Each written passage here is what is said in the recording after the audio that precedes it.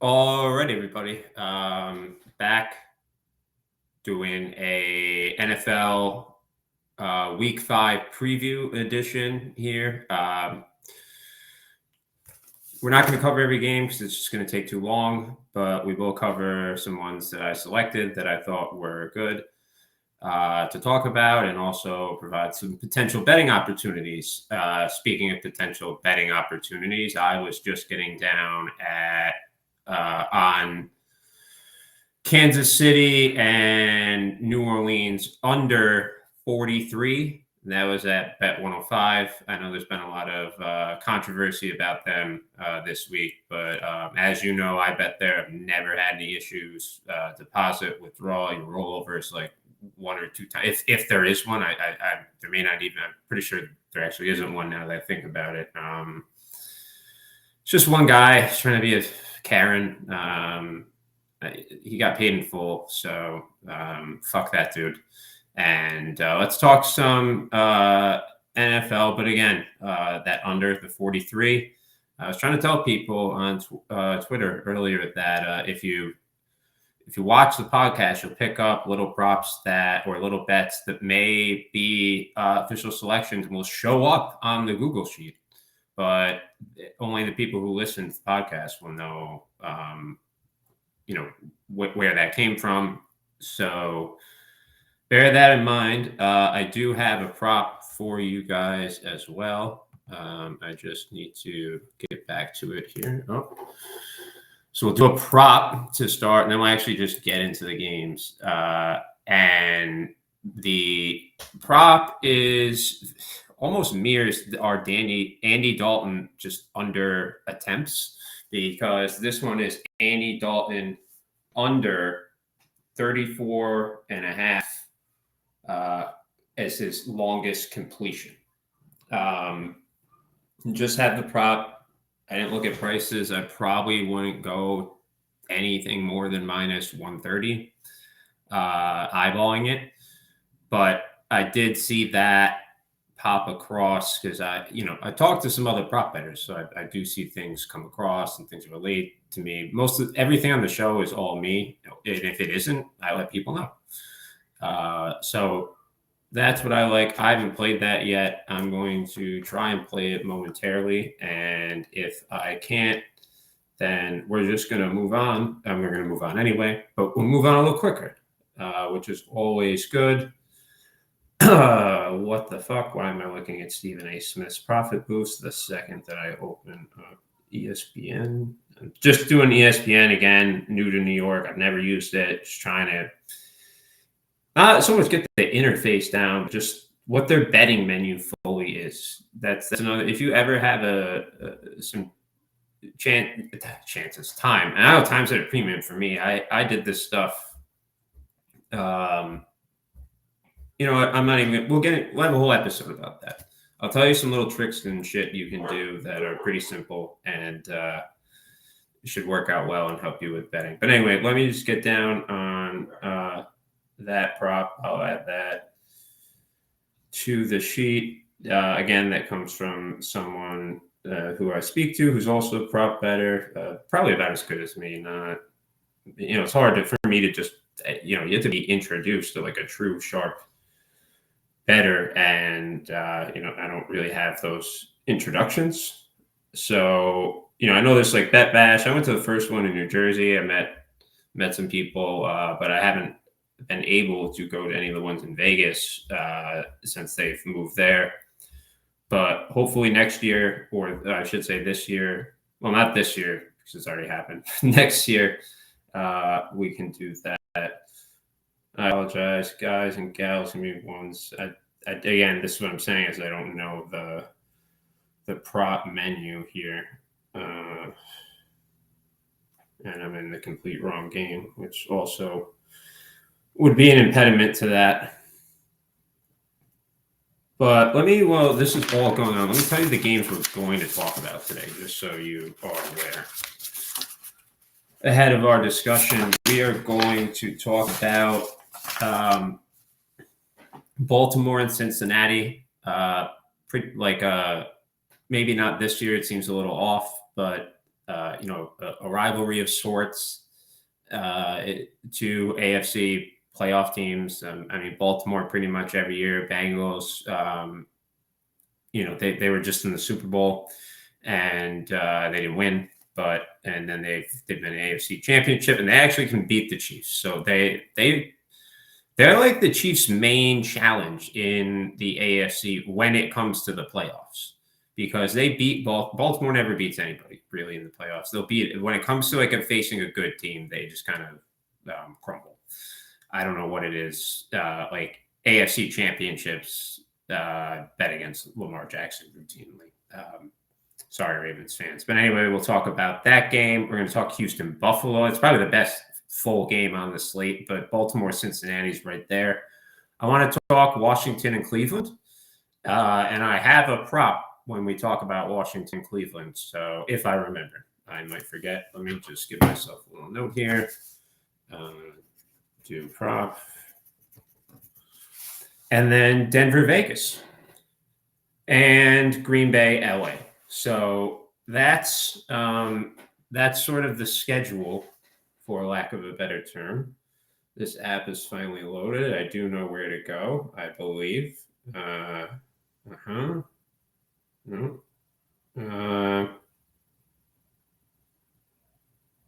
Yeah, they'll only do less no. And then others at 220. All right, fuck that. Anyway, here we go. Let us start with Baltimore and Cincinnati. So I've got all my ratings there. So let's get a baseline. One thing I do actually I'm going to talk about is home field in this, because home field has drastically decreased. I've touched on it briefly before, but I'll actually give a team by team some stats in the games that we do, likely team specific home fields that they come from a good source on it's publicly available. I'll tell you, it's called NFL Elo app. It's a great source, publicly available. Stat analytics guy runs it. A lot of useful information on there. One of the other things that's on there that's good is the value of a quarterback to the spread. So if a quarterback gets injured, you can know how much that quarterback is worth to the spread by somebody who does full-on game modeling, like much better than I do.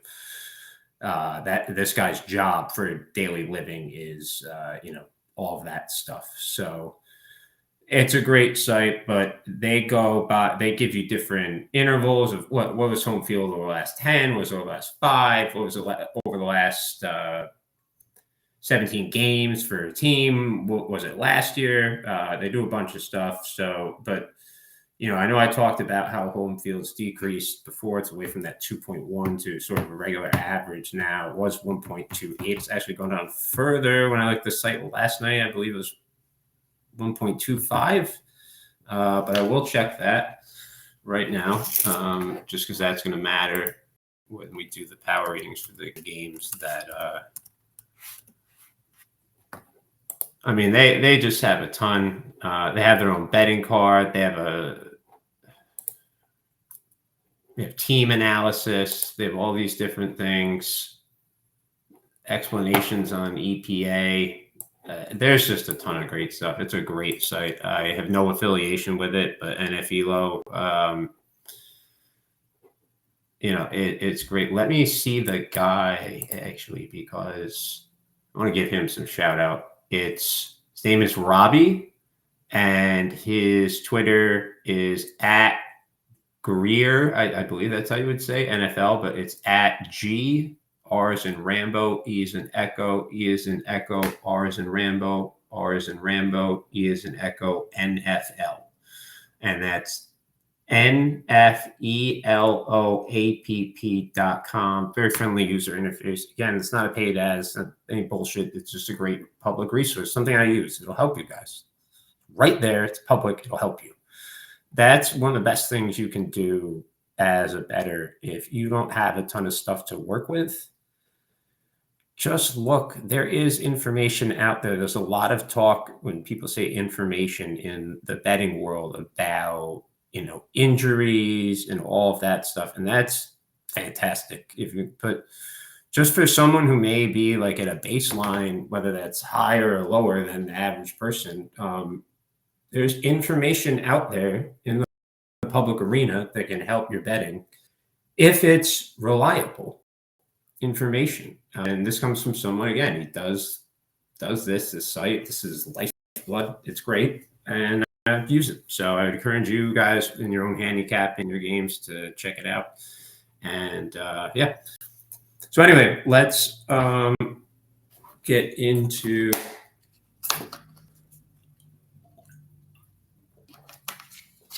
Baltimore and Cincinnati.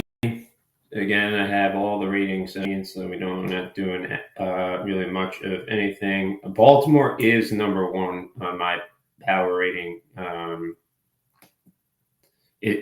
posted the ones I had.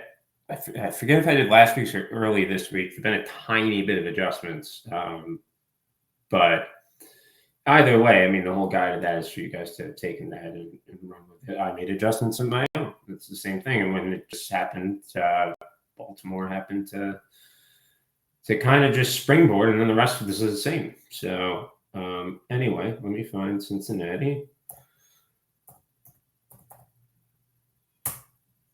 And we got 6.58. We're going to add the 1.25. So we got about 7.83, and that obviously leans closer to 8 than 7.5. So our number would be Baltimore by 8 in that game. Now let's actually talk about the game itself. Ravens finally had their get right game. I mean, they outgained Buffalo by just shy of 200 yards in the yardage department. I think that Cincinnati is underrated. They're 1-3, but as far as yards per point, they're actually in the positive, and they rank number 2. Not only in the positive, number 2 in yards. So I think for whatever, I mean, a lot of it I think is the defense. A lot of it I think is that offensive line. But yeah, the Bengals, they have some value here. I want to look at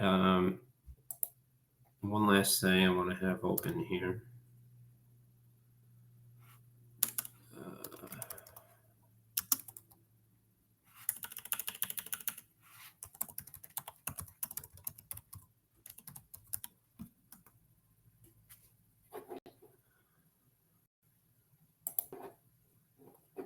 I just wanted to have our Google sheet actually open just to see if I had any outstanding wagers on that game.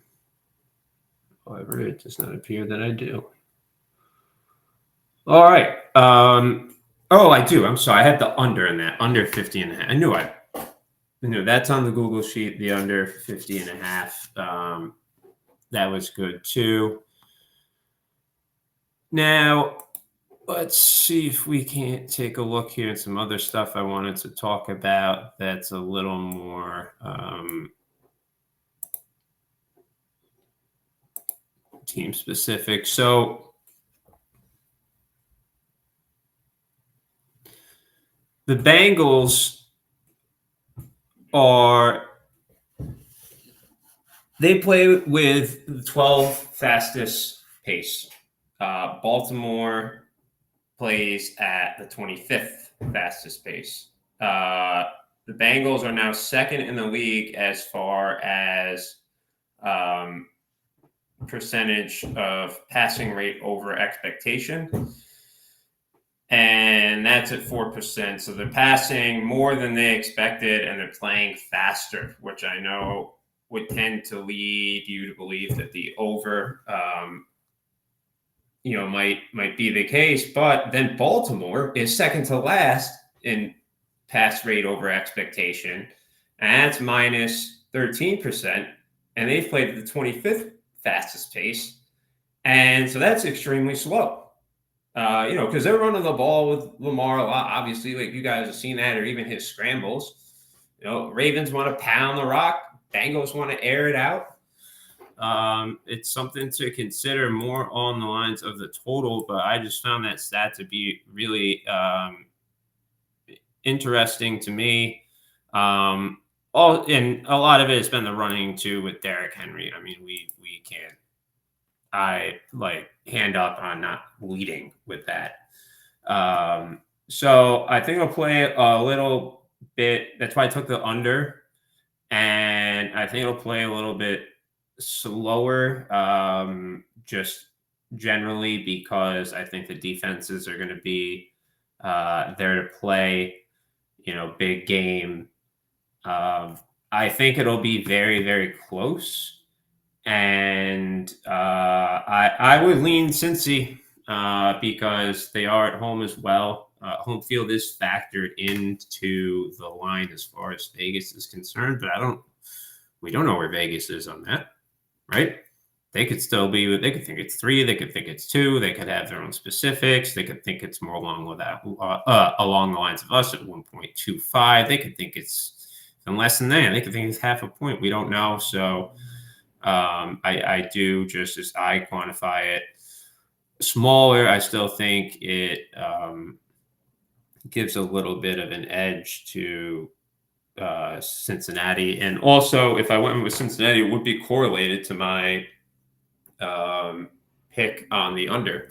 So if I had to make a move there, base +2 on the power ratings of +8 when the odds are for the game Baltimore -2.5. Unless you're at bet online, it's -1. So I'll probably grab a +2.5 somewhere when the show is over with the Bengals, or I might look and see if maybe I should wait till 3. But it looks like if -1s are out there, what's that about? Do they need? Are they so one-sided? They really need to suck in money? Are they setting up I doubt they would be setting up position at this time. But yeah, so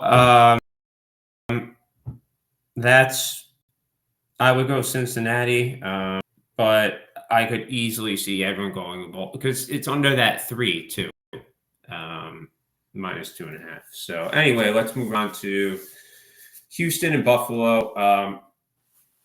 Now, again, I don't use trends as far as a basis of a betting wager, but here's something with Buffalo or with Houston. They are 0-4 to the spread. I talked about some college ones. Yeah, they're 0-4 to the spread. But you're looking at their box scores, particularly last week, and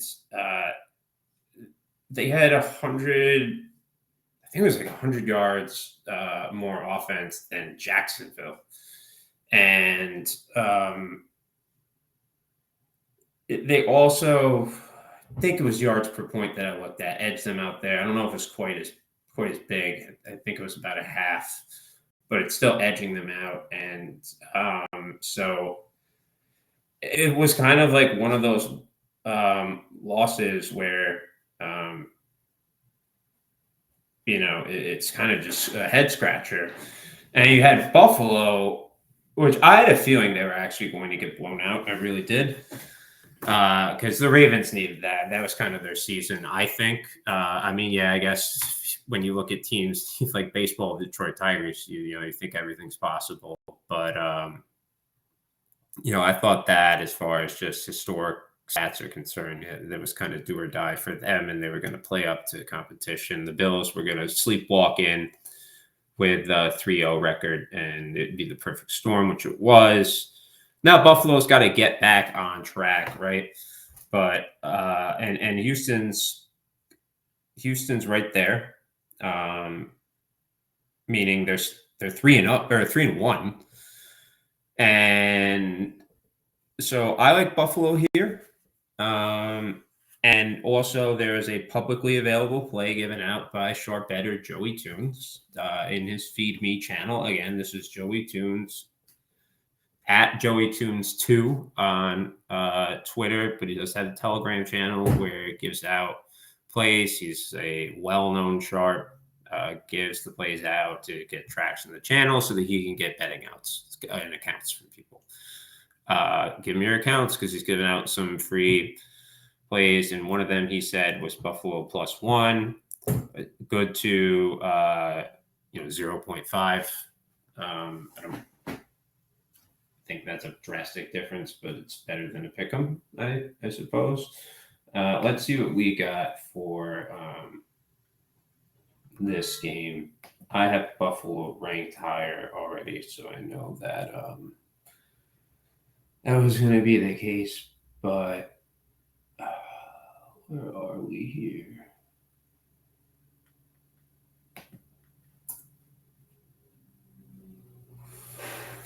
Oh, I should probably know where this game is if I'm going to preach all about home field. At the Texans, okay.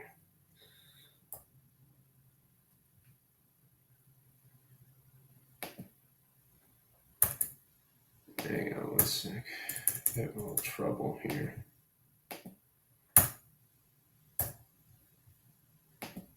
No.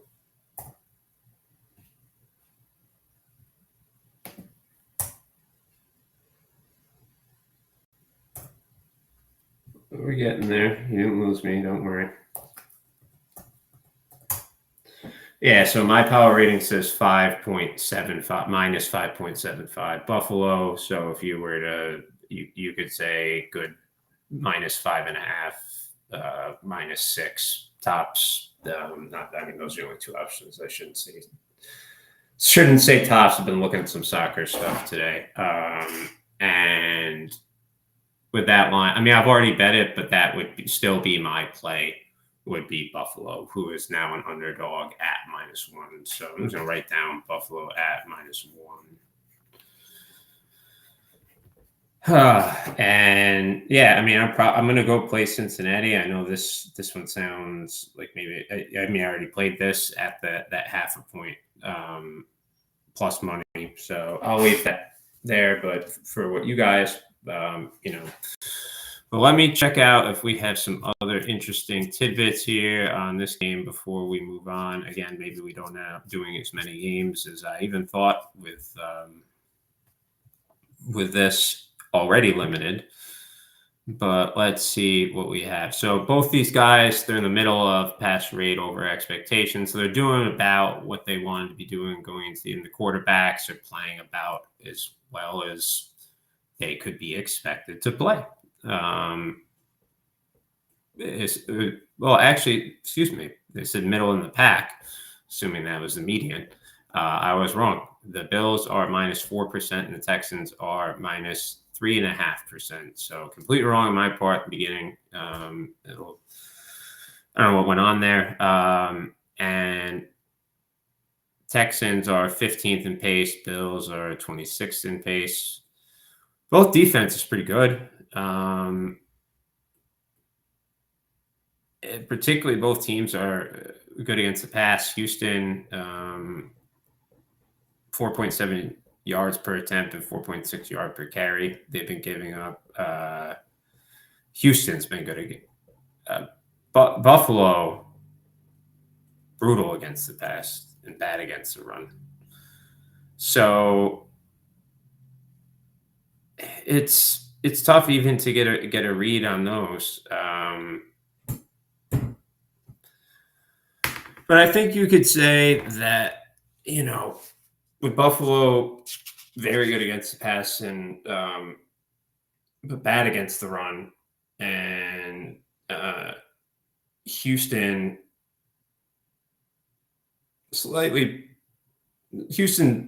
substantially better at the run, but both defenses have been good against the pass for the most part. It's tough looking at all these stats sometimes and trying to make sense of it. the passing rate over expectation. Well, they have the team ratings. I more use really for to judge quarterbacks. If someone's supposed to take a step up, right? Like let's say it's their second year. Like we'll take hypothetical Jaden Daniels, right? Let's say he finishes out this year with a good year. Now you may expect him maybe to have a sophomore slump, right? Or you could expect him to progress to a franchise quarterback.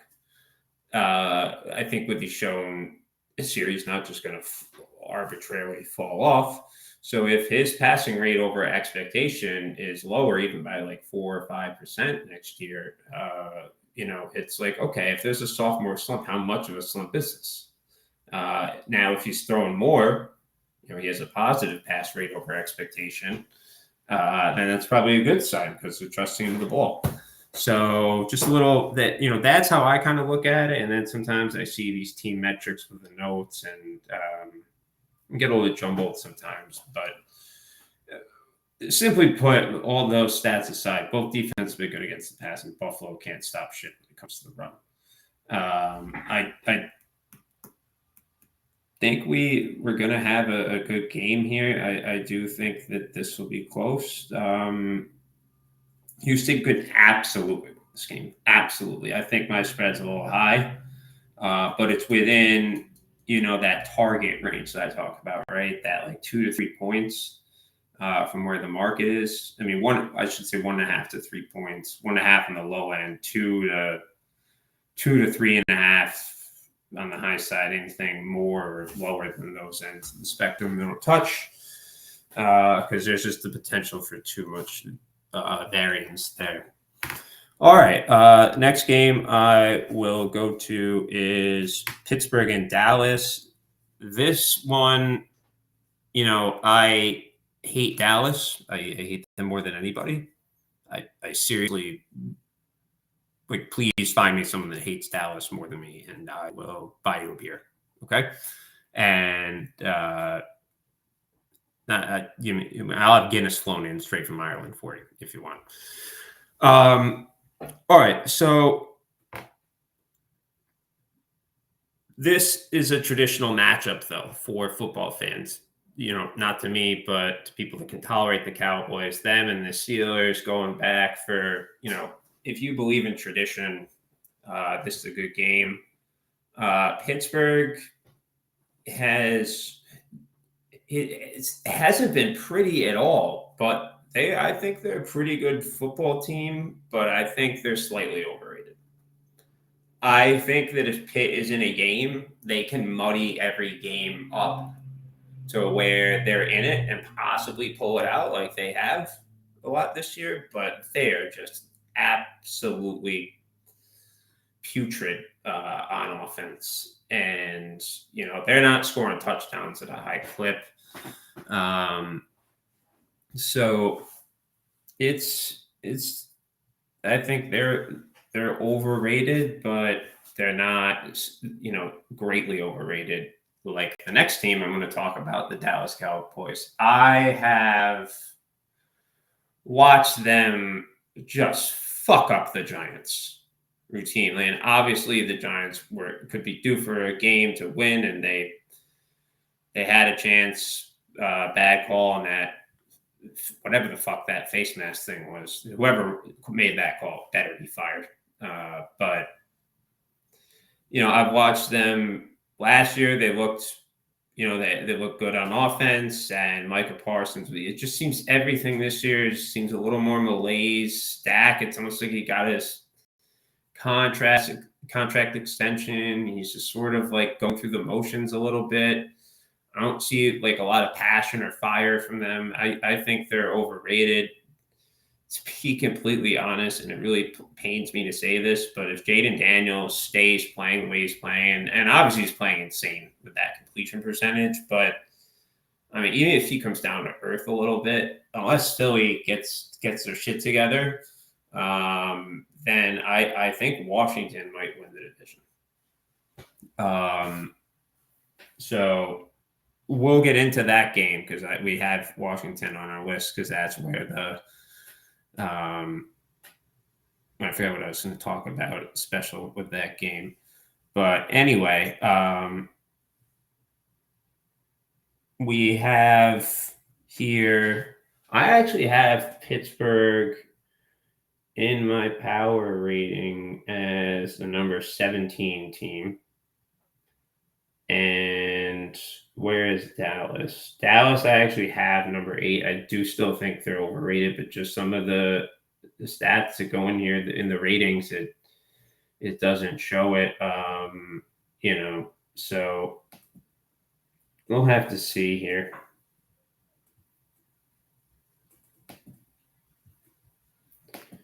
Just give me one sec.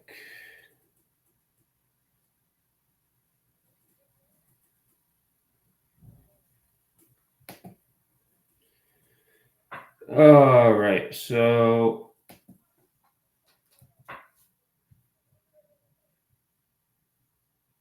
let's just see before we really get into this who's favored. Where's this game? Oh yeah. All right. Yeah. So Pittsburgh's favored 2.5. I already bet Dallas plus 2.5. Let's see.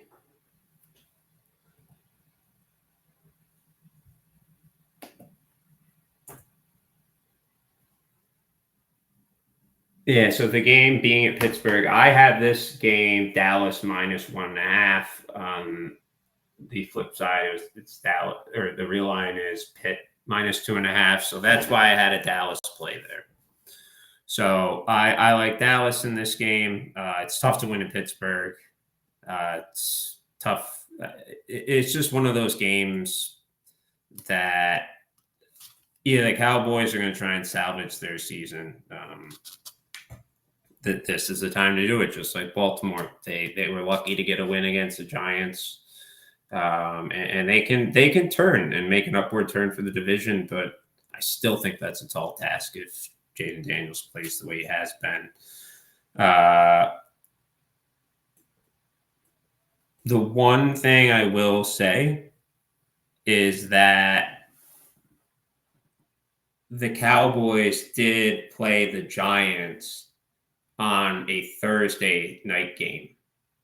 So they have a rest advantage coming in as well. That was something I forgot to mention when I factored in making my Dallas, because that again, these are just things that anybody can see, right? Like there are charts that are publicly available that show rest advantages because the schedule was put out before the season. So you can use those and you can almost, there are ways you could sort of overlay it against other things and just see how that might affect stuff.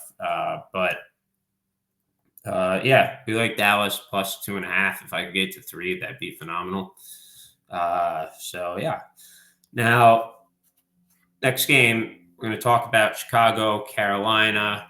Now, Chicago and Carolina is the one game that I had where I needed to give that prop out. So I'm going to do that right now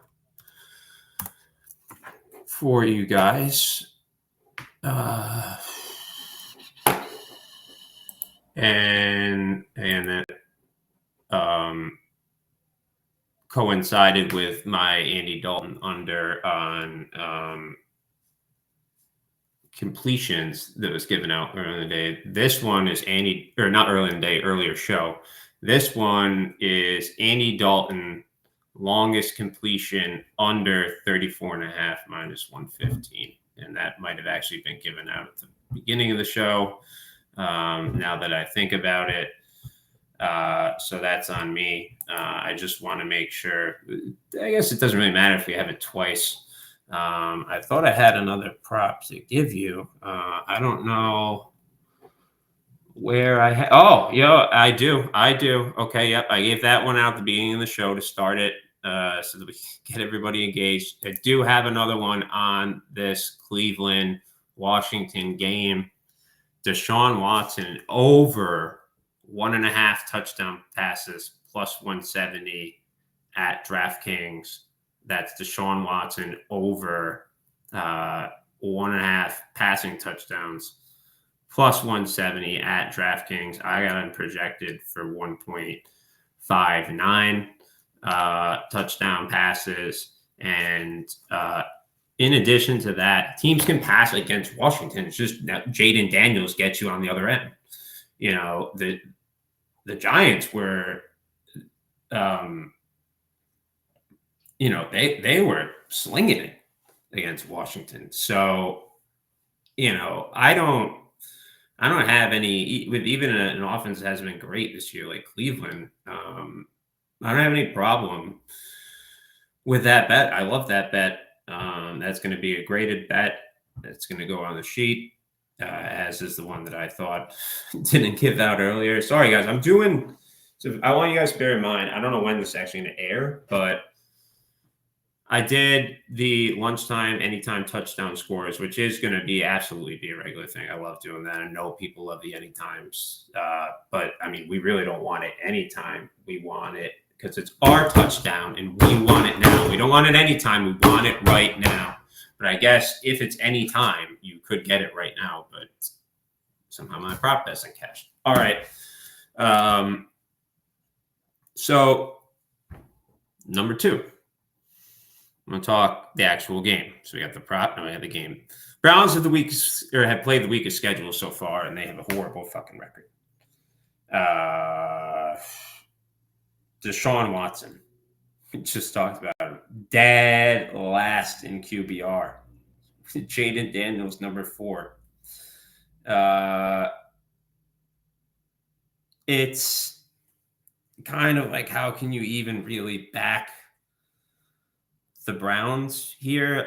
It almost seems like one of those games where so many things look in favor of Washington that like Cleveland gets the win here. And you know what? We got to see what the power rankings say about this. We didn't see. So let's see what they have to say here. I got to see who's at home. I always forget.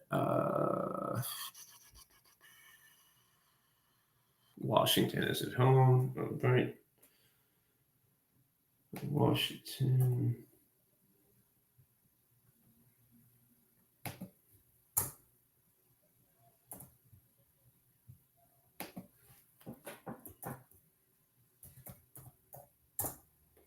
Yeah, so I have this game at 2.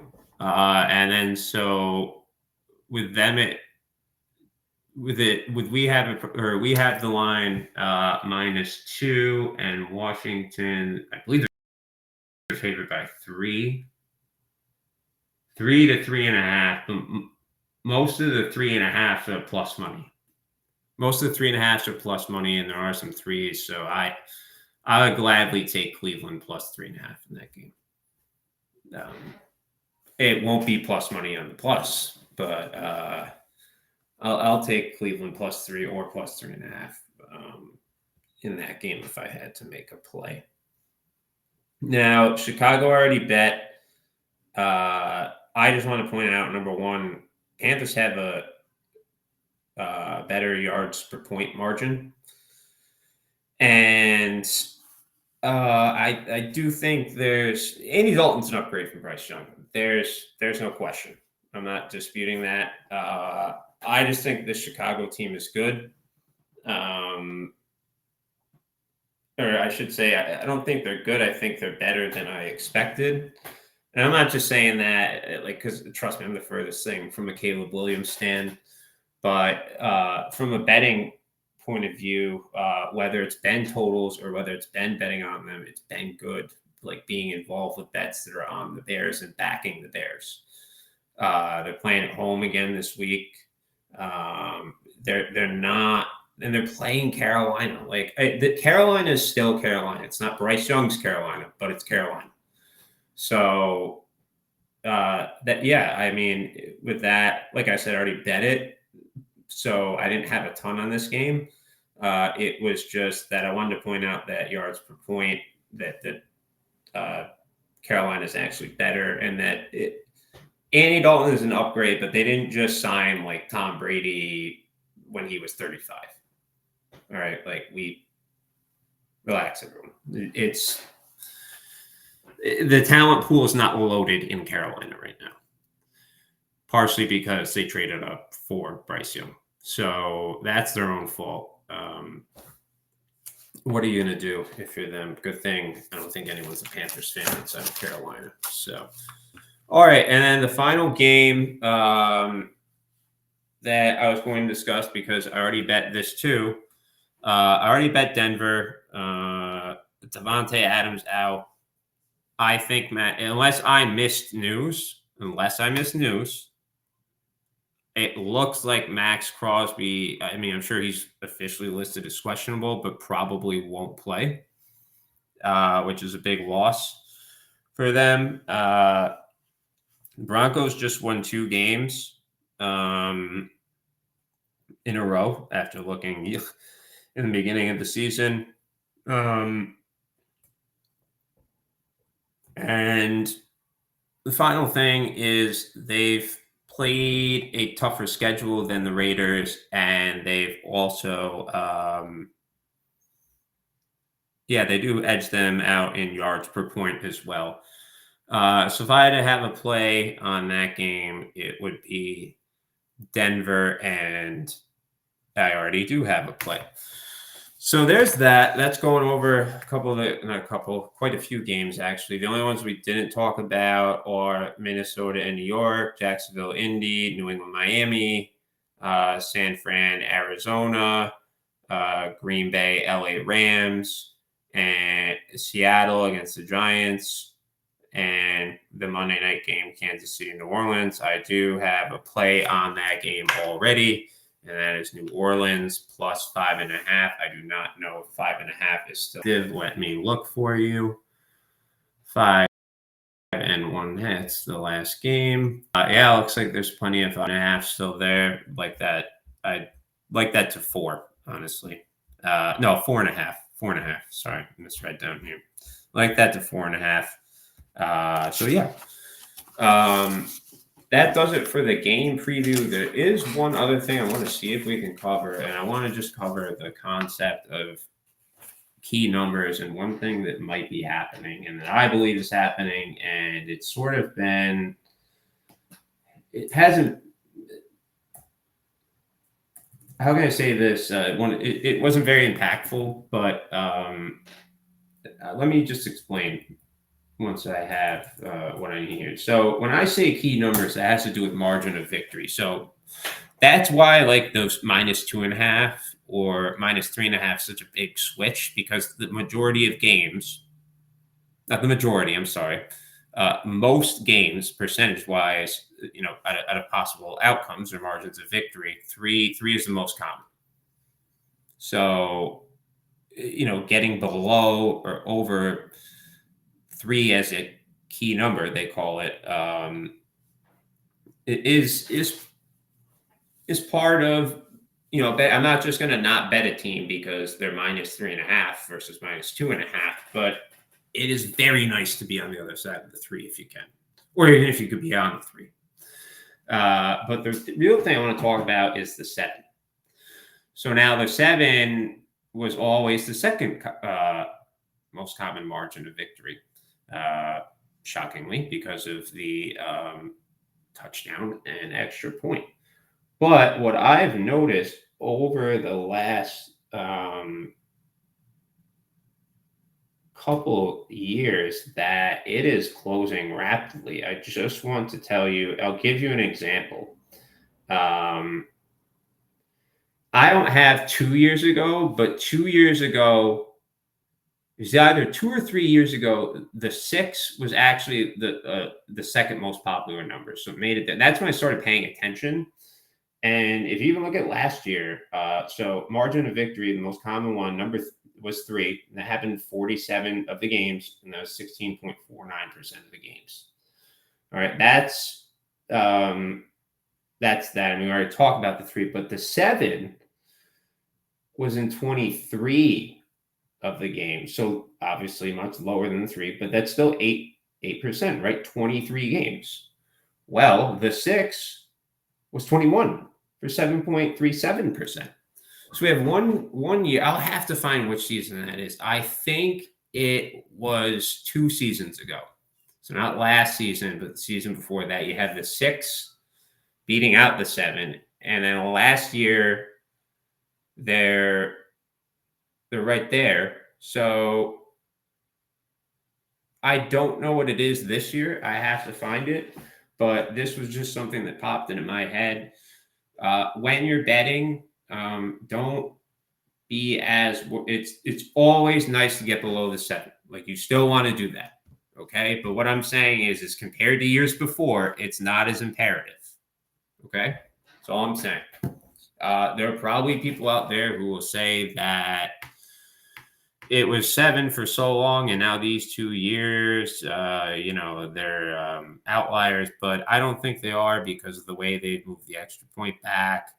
Teams going for 2 because maybe turnover on down. It's just, people are going for it on 4th a lot more. I think all of that plays into this, and that everyone still has that conventional wisdom that the 7 is what it always once was, and I don't think it isn't. So I think it's time to start paying attention to the 6 as well, which is why, you may want to look, if you're going to tail me on New Orleans, you may want to look, see if you can get a 6, because I got a 6 now that I'm recalling, and I can post the slip if people doubt it. I have no problem with that. But I would hammer that at 5.5. But it was nice to get that 6. What I'm saying, it's still not I don't want to say hammer. I don't want to want responsible gambling, but it wouldn't affect me. I still would have made a 5.5 wager with no hesitation. But getting that 6, nice. But the same thing. Now, on the flip side, you don't have to kill yourself so much if you can't get the 7. If you have to go with a 6.5 on a team that you want to back. So that was just a little nugget I wanted to pass along on that. So we went over a couple games and we've got a couple extra props, and I hope that everything is well with the NFL. We're going to touch on the props, our weekly prop show on Saturday around 3. Everyone knows about the tech issues last time. But I don't know when this will air. I don't know if it'll air perhaps at Saturday morning. I don't know if it'll air Saturday night, Monday, or Sunday morning. So I shouldn't be saying what we really have upcoming. But if this does go early, you'll know about the rest of the schedule. All right, everyone. This is the second one I recorded today, and I still got to record the college prop stream later. We will be prop hunting. That's a show where we just dive right in. I hunt live with you. I don't make any bets until I get on the show. No bets until I get on the show. And I find value for you guys with books that I can't even bet at. So that's a great one to tune into. So anyone who watches this, or anybody who watches this, and then obviously if it airs after Saturday, you're not, because I'm not going to post it tonight, probably. You'll know for the next week. That's what I was getting at. Sorry, a little tongue-tied today. Busy morning, but with the data migration, the rest of the day off, so I'm just busting out these podcasts. I'm going to try and get another neutral topic, one where I can record it, and then air it later. So if I can't get something out, I'll have something to get out on standby. All right, everyone. Good luck in your bets, and hope to see some of you on some other streams and podcasts. All right, now take it easy.